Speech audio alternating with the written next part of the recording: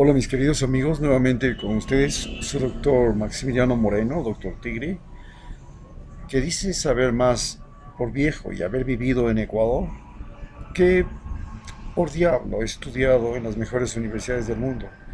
Y creo que mi experiencia de vida en Ecuador es lo que me permite a mí opinar, y para eso les contaré lo que fue aquella experiencia de vida cuando en mi infancia viví lo que fue la denominada Alianza para el Progreso. La Alianza para el Progreso fue un programa de ayuda económica, política y social de Estados Unidos para América Latina, me refiero a lo que dice Wikipedia, efectuado entre 1961 y 1970. Su origen está en la propuesta oficial del presidente John F. Kennedy en su discurso del 13 de marzo de 1961 ante una recepción en la Casa Blanca para los embajadores latinoamericanos. El discurso fue transmitido por La Voz de América en inglés y traducido al español. La Alianza para el Progreso duraría 10 años. Se proyectó una inversión de 20.000 millones de dólares. Sus fuentes serían de los Estados Unidos por medio de sus agencias de ayuda, las agencias financieras multilaterales como el BID y otros, y por supuesto el sector privado canalizado a través de la Fundación Panamericana para el Desarrollo. Creación de la Alianza para el Progreso. Detalles posteriores fueron elaborados y debatidos en una reunión del Consejo Interamericano de Desarrollo Económico CIES, llamada Conferencia de Punta del Este, el 5 al 17 de agosto de 1961 en Punta del Este, Uruguay. En dicha reunión habían delegados de todos los países miembros de la Organización de Estados Americanos, excepto Cuba. Para la cita se aprobó la creación de Alianza para el Progreso, cuyo texto oficial establece como objetivos mejorar la vida de todos los habitantes del continente.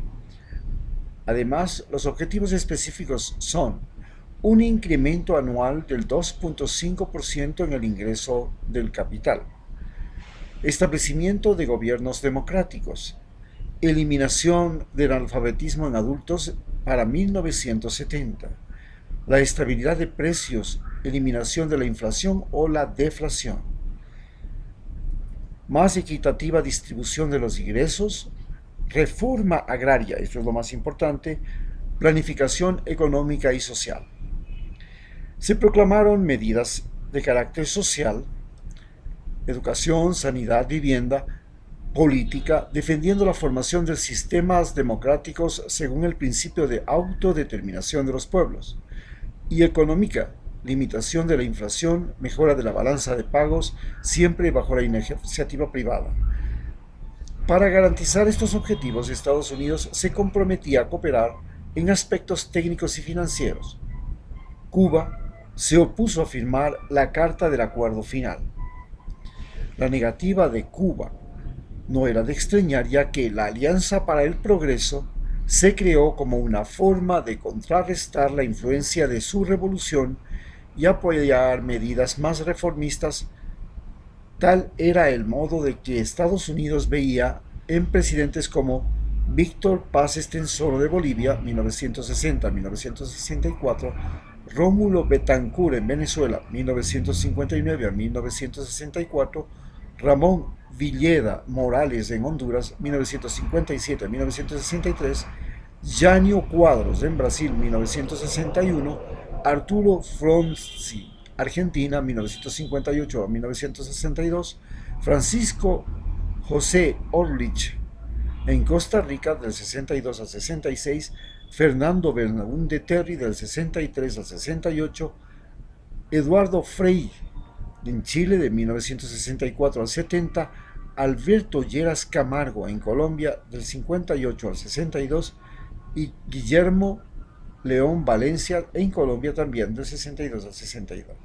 Las principales medidas eran la reforma agraria en función de mejorar la productividad agrícola, el libre comercio entre los países latinoamericanos, la modernización de la infraestructura de comunicaciones, la Panamericana, reformar los sistemas de impuestos, acceso a la vivienda, mejora de las condiciones sanitarias a fin de elevar la expectativa de vida, mejor acceso a la educación, incluyendo la erradicación del analfabetismo, precios estables dentro del control de la inflación y cooperación monetaria.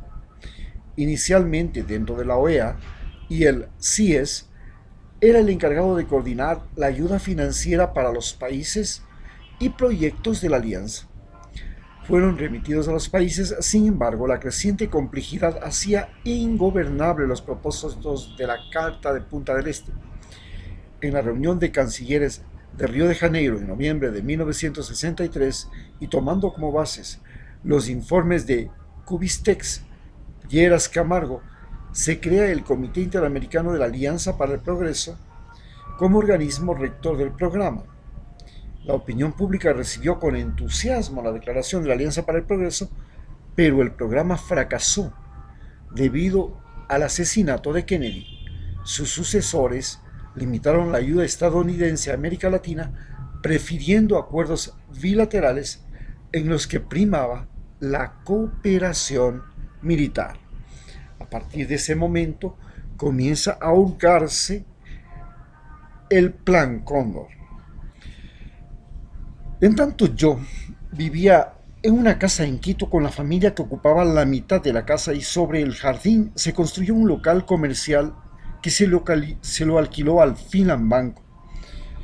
El segundo piso de aquel local era para Radio Metropolitana, una de las emisoras más populares de Quito, de propiedad de mi padre, que tenía un escenario, 40 butacas de color café para recibir a los fanáticos y los sábados llegaban a escuchar a los músicos llamados de la nueva ola como Enrique Guzmán, Mona Lisa, Leonardo Fabio, entre otras cantantes populares de México y Argentina.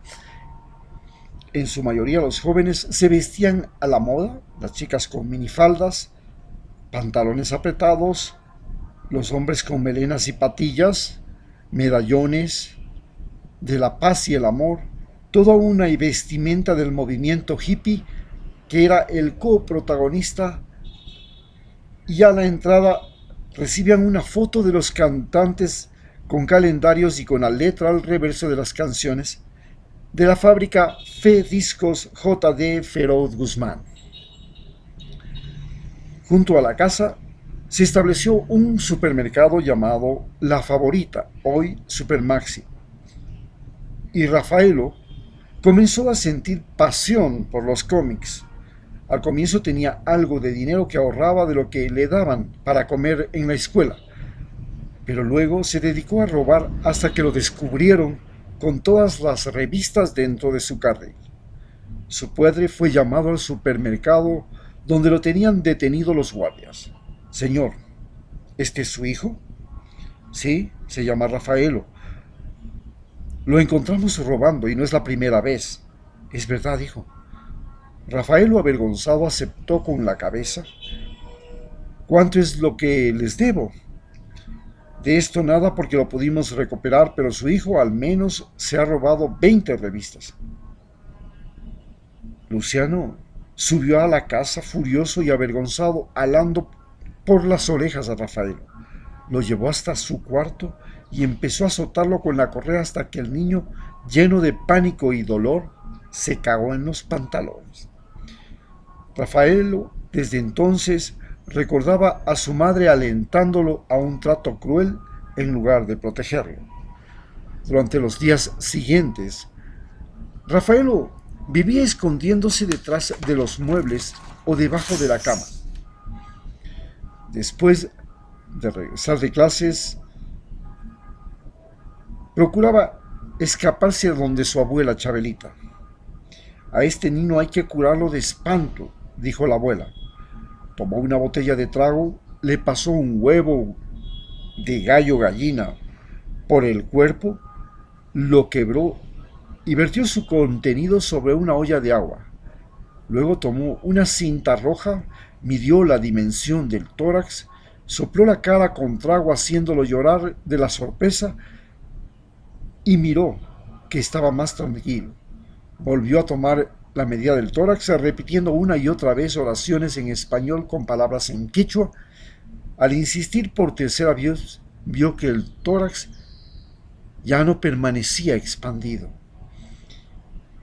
Esta criatura tiene 3 dedos de espanto. Eran los 3 dedos que faltaban para que los extremos de aquella cinta coincidieran.